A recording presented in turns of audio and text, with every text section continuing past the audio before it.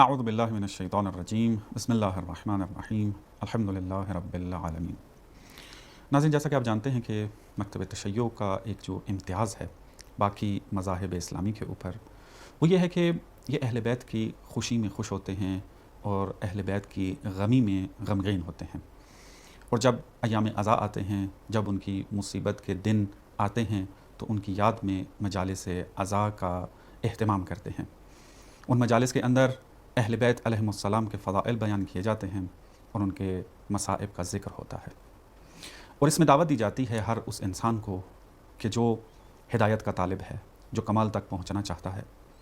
ہر انسان کو کھلی دعوت ہوتی ہے۔ اگر ہم مجالس کے اوپر نگاہ دوڑائیں، جس طریقے سے مجالس برپا ہوتی ہیں اور روایات کے اندر نگاہ کریں جا کر،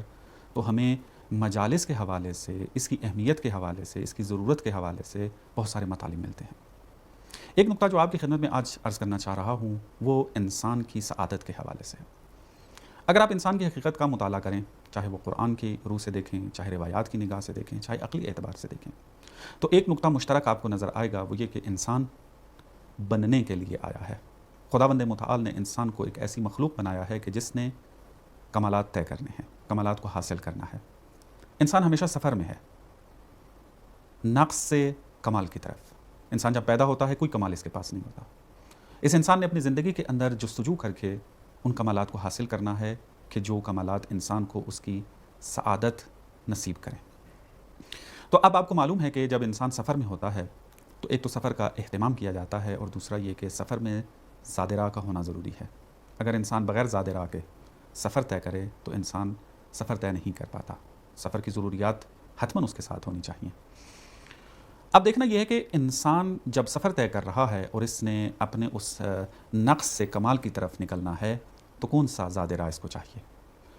ایک نقطہ پہلے عرض کیے دیتا ہوں، وہ یہ کہ انسان کا جو ہدف آخری ہے وہ قرب الہی ہے، اور بہت سارے اہداف ذکر کیے گئے ہیں کہ جو درمیانی ہدف کہلاتے ہیں۔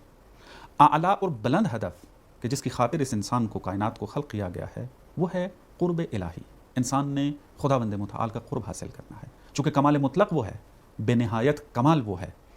کمال ہی وہی ہے۔ تو جب انسان نے کمال تک پہنچنا ہے تو اس کا قرب چاہیے، اور دینی زبان میں ہم اس کو قرب الہی کہتے ہیں۔ تو جب انسان نے قرب الہی کی طرف سفر کرنا ہے تو زاد راہ کا ہونا بہت ضروری ہے۔ وہ زاد راہ کون سا ہونا چاہیے؟ تو جب ہم روایات میں جا کر دیکھتے ہیں تو ہمیں ایک نقطہ انتہائی اہمیت کا حامل ملتا ہے، وہ یہ کہ عشق اہل بیت بہترین زاد راہ میں سے ہے۔ یعنی جس انسان کے پاس عشق اہل بیت ہو، وہ انسان بہترین انداز میں اپنا یہ سفر طے کر سکتا ہے۔ اگر یہ عشق انسان کے پاس نہ ہو تو وہ کبھی بھی اپنا یہ سفر صحیح طریقے سے حل نہیں کر پائے گا۔ راستوں میں موجود سختیوں میں وہ مبتلا رہے گا اور کبھی بھی سعادت تک نہیں پہنچ پائے گا۔ تو لہٰذا ضروری ہے کہ انسان اپنے اندر عشق اہل بیت کو زندہ رکھے، اپنے اندر اہل بیت کی نسبت عشق کو زیادہ سے زیادہ کرے۔ جتنا زیادہ انسان کے اندر عشق موجود ہوگا اتنا بہترین انداز میں انسان اور اتنا تیزی کے ساتھ انسان اپنا سفر طے کر پائے گا۔ اگر انسان اپنی عادی زندگی کے اندر بھی نگاہ کرے تو اس کو یہ مطلب ملے گا کہ عشق ہے کہ جو ایک انسان کے اندر ایک ولولہ ایجاد کرتی ہے ایک کام کو انجام دینے کے لیے۔ انسان جب کسی چیز کی طرف عشق حاصل کر لیتا ہے تو اس کو انجام تک پہنچانے کے بغیر جو ہے وہ آرام سے نہیں بیٹھتا،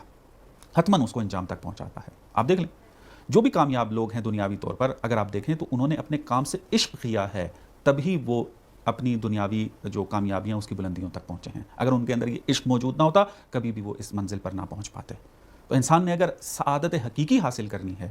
تو اس سعادت تک پہنچنے کے لیے اس کو عشق اہل بیت کے اندر غرق ہونا پڑے گا۔ اور ہم دیکھتے ہیں کہ مجالس سے اہل بیت کی برپائی اور ان میں شرکت کرنا، ذکر اہل بیت کرنا، ذکر اہل بیت سننا، یہ انسان کے اندر وہ ولایت کا رابطہ کہ جو ایک مومن اور امام کے درمیان پایا جاتا ہے اس کو مضبوط کرتا ہے۔ اور جب یہ رابطہ مضبوط ہوتا ہے تو اس وقت انسان کے اندر وہ ولولہ ایجاد ہوتا ہے اور انسان جو ہے وہ بہترین انداز میں اپنی سعادت کے راستے کو طے کر لیتا ہے۔ ایک اور نقطہ جو مجالس اہل بیت کے حوالے سے انتہائی اہمیت کا حامل ہے وہ یہ ہے کہ اگر ہم مجالس اہل بیت کو مد نظر رکھیں،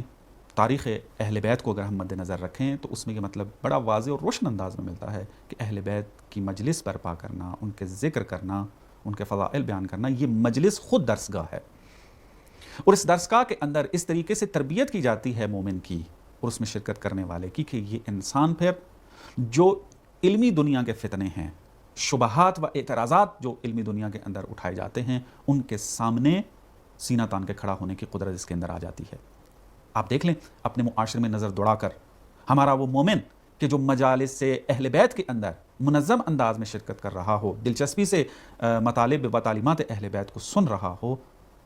اس کے پاس اتنے مطالب موجود ہوتے ہیں کہ اگر کوئی بھی مذہب کے اوپر، دین اسلام کے اوپر سوال اٹھتا ہے تو اس کے پاس اتنا سرمایہ علمی موجود ہوتا ہے کہ وہ آسانی کے ساتھ ان اعتراضات و سوالات کا جواب دے سکتا ہے۔ ایک اور نقطہ جو مجالس اہل بیت کے حوالے سے انتہائی اہمیت کا حامل ہے، وہ یہ ہے کہ مجلس اہل بیت تربیت کا بہترین نظام ہے۔ آپ دیکھ لیں انسان کی تربیت کے لیے، بچوں کی تربیت کے لیے، بڑوں کی تربیت کے لیے ہر اعتبار سے اگر آپ دیکھیں پوری دنیا کے اندر سینٹر قائم کیے جاتے ہیں، اکیڈمی بنتی ہیں، انسٹیٹیوٹ بنتے ہیں، کالج، یونیورسٹیز ہوتی ہیں، جہاں پر تعلیمات دی جاتی ہیں، تربیت کی جاتی ہے تاکہ یہ جوان، یہ انسان معاشرے کی خدمت کر سکے، معاشرے میں اپنی سروس جو ہے وہ پرووائڈ کر سکے، اور معاشرے کے چلانے کے اندر یہ دوسروں کی مدد کر سکے اور معاشرے کو سعادت مند بنا سکے تاکہ معاشرہ بہترین انداز میں تمام انسانوں کے لیے مفید واقع ہو جائے۔ تو ہم دیکھتے ہیں کہ مجلس اہل بیت کے اندر جو مطالب بیان ہوتے ہیں، جس طریقے سے بیان ہوتے ہیں، جو حقیقی معنی میں مجالس ہیں ان کی بات کر رہا ہوں، تو اگر انسان دقت سے ان مطالب کو سنے اور جس طریقے سے، جس انداز میں مجالس کو برپا کیا جاتا ہے، ایک مومن کی اتنی بہترین تربیت ہو رہی ہوتی ہے، اور تربیت ہونی بھی چاہیے اور تربیت لینی بھی چاہیے کہ ہمیں وہ تربیت کسی اور درسگاہ کے اندر اس طریقے سے نظر نہیں آتی۔ اس درسگاہ کے اندر تمام وہ تعلیمات دی جاتی ہیں کہ جو انسان کی زندگی کے لیے ضروری ہوتی ہیں۔ یہاں پر شجاعت کا درس بھی دیا جاتا ہے، یہاں پر رحمت کا درس بھی دیا جاتا ہے، یہاں پر انفاق کرنے کا درس بھی دیا جاتا ہے کہ دوسروں کی مدد کرنی چاہیے، یہاں پر قربانی کا درس بھی دیا جاتا ہے۔ اسی طریقے سے آپ چلتے جائیں تو اتنا زیادہ مطالب یہاں پر موجود ہوتے ہیں کہ بہترین انداز میں اس کی تربیت بھی کی جاتی ہے۔ تو اگر مجالس اہل بیت کے اندر شریک ہوا جائے، مجالس اہل بیت پر اس کو برقرار کرنے کی جو ہے کوشش کی جائے اور اہتمام کیا جائے، تو وہ مومن، وہ انسان، وہ مسلم بہترین انداز میں تعلیمات اسلام سے آشنا ہو جائے گا، دین پر اٹھنے والے اعتراضات کے جواب دے پائے گا، اور اپنی اولاد کی اور دوسرے انسانوں کی بہترین تربیت کر سکے گا۔ لہٰذا ہمیں اس نقطے کو مد نظر رکھتے ہوئے زیادہ سے زیادہ اہمیت دینی چاہیے مجالس اہل بیت کی برپائی کے لیے، اقامہ کرنے کے لیے اور اس میں شرکت کرنے کے لیے۔ والسلام علیکم ورحمۃ اللہ وبرکاتہ۔